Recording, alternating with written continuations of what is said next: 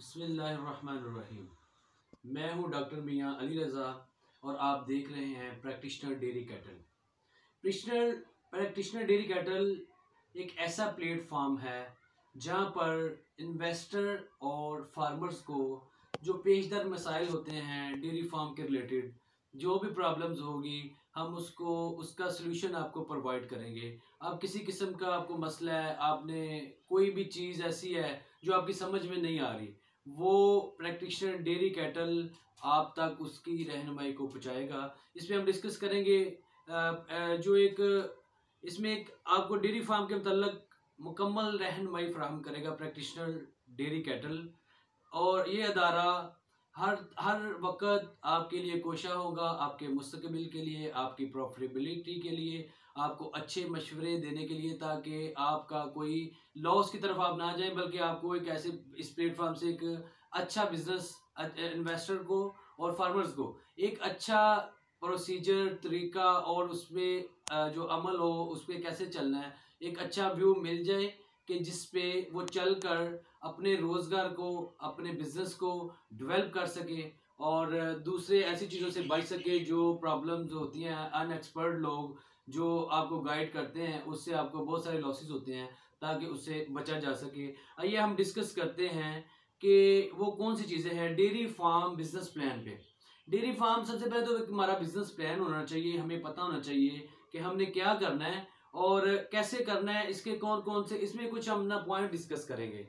वो पॉइंट जो आपके लिए बहुत ही सूदमंद होंगे आपके बिजनेस के रिलेटेड। आपको देखते हैं हम वो पॉइंट्स क्या हैं। डेयरी फार्म बिजनेस प्लान में कुछ ऐसी चीज़ें हैं। नंबर 1, डेयरी फार्म के लिए जगह का इंतखाब।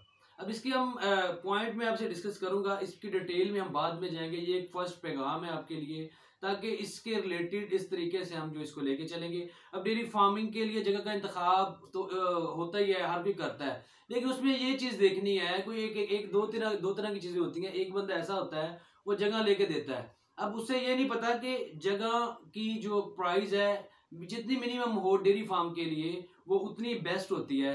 उसमें ये होता है कि बजाय कि आप उस पर इन्वेस्टमेंट करें, वो एनिमल में इन्वेस्टमेंट किया जाए। इसकी डिटेल भी हम बाद में जाएंगे। और हमारा नेक्स्ट जो है नंबर 2, डेयरी फार्म कंस्ट्रक्शन।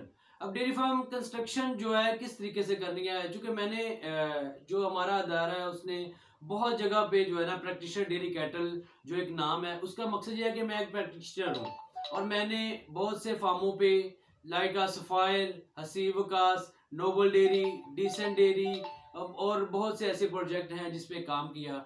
और उसमें बहुत सी चीज़ों को देखा है जिसमें फार्म बना हुआ है, लेकिन उसकी जो ड्राइंग है, जो स्ट्रक्चर है वो अच्छा नहीं बना, उसकी वेंटिलेशन अच्छी नहीं है। मतलब ये देखने वाली बहुत चीज़ें हैं जो कि बाद में पता चलता है, आपको कोई एक्सपर्ट बताता है कि यार ये प्रॉब्लम है आपकी, उसको ताकि पहले ही क्लियर किया जाए। कंस्ट्रक्शन इस तरह की होनी चाहिए और मिनिमम कॉस्ट वाली होनी चाहिए जो आपके लिए बेनिफिट हो।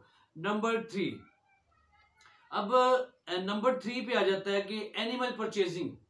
अब उसका वो किस तरीके से हम कर सकते हैं डिसाइड। एनिमल परचेजिंग का होता है कि आपके पास वो हम डिस्कस करेंगे, कंपनी का डिस्कस, हम आपको बताएंगे कि आपके पास कितनी इन्वेस्टमेंट है, आपको किस तरफ जाना चाहिए, कौन सा आपके लिए बेटर चीज होगी, जो आपको फायदेमंद होगी, वो उसको चूज करेंगे डिपेंडिंग ऑन योर अमाउंट। कितनी अमाउंट है आपके पास, हाउ मच अमाउंट, तो उसको देख के हम डिसाइड करेंगे कि आपको किस पे जाना चाहिए, आपको लोकल पे, इम्पोर्टेड पे, किस ब्रीड पे जाना चाहिए जो आप उसको कंटिन्यू कर सकें, क्योंकि इसको रन करने के लिए भी आपके पास बैकअप अमाउंट होनी चाहिए। इसको डिटेल से डिस्कस करेंगे और ये जस्ट एक आपको हम तारीफ करा रहे हैं। और नेक्स्ट हम अपने जो पॉइंट्स है उसकी तरफ चलते हैं। एनिमल परचेज के बाद नंबर 4 पे है dairy heard management. Dairy heard management जो होता है उसमें डेयरी के रिलेटेड तमाम ऐसे अहकाम जो आपके शेड की तैयारी के लिए आप उसको यूज करते हैं, उसमें कोई ऐसी प्रॉब्लम ना रह जाए कोई आपके जानवर को नुकसानदेह हो आपके जानवर के लिए, ठीक है।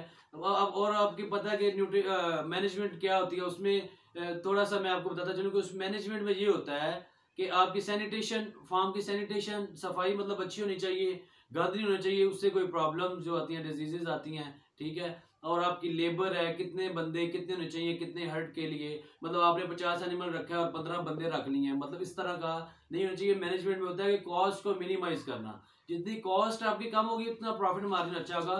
और उसको उसमें कि आपका बिजनेस, आपका फार्म एक अच्छे लेवल पे चले, उसको बैलेंस करना है, उस तरीके से मैनेज करना है। सारी चीज़ें इसमें डिजीजेज आ जाएंगी, न्यूट्रिशन के मुख्तलिफ चीज़ें आ जाती हैं। और अब हम जो हमारा नंबर 5 है वो है डेयरी न्यूट्रिशन मैनेजमेंट। क्योंकि जो न्यूट्रिशन है वो एक मेन रोल है डेयरी के अंदर। वो क्या कि न्यूट्रिशन को मैं कहूँगा कि न्यूट्रिशन जो है, जो खुराक जो है, आम लफ्जों में खुराक, न्यूट्रिशन से ही हेल्थ है। अगर अच्छी खुराक होगी, उसकी बॉडी अच्छी होगी, हेल्थ अच्छी होगी, फिर ही वो जानवर अच्छा दूध दे सकेगा।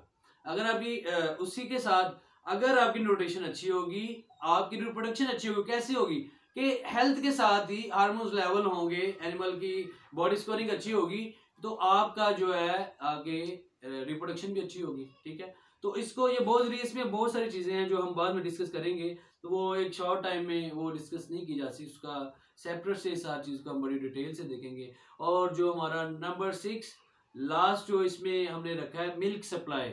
अब बहुत सी कंपनियां भी मिल्क ले रही हैं, लाइक नेस्ले, हलीब, एंग्रो और बहुत सी हैं। और कुछ लोकल पार्टीज भी हैं, उन्होंने भी अपना सिस्टम बनाया हुआ है, वो भी दूध ले रहे हैं। लेकिन हमने देखना है कि हमको कौन सा तरीका हमारे लिए फिजिबल है।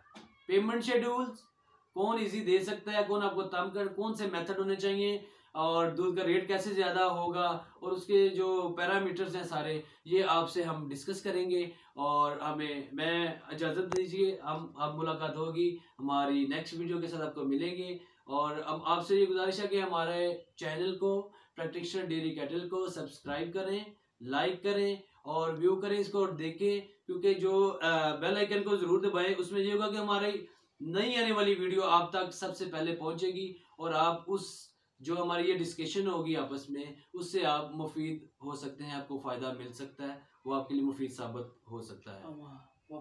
वमान लैना इल्लल बलाल।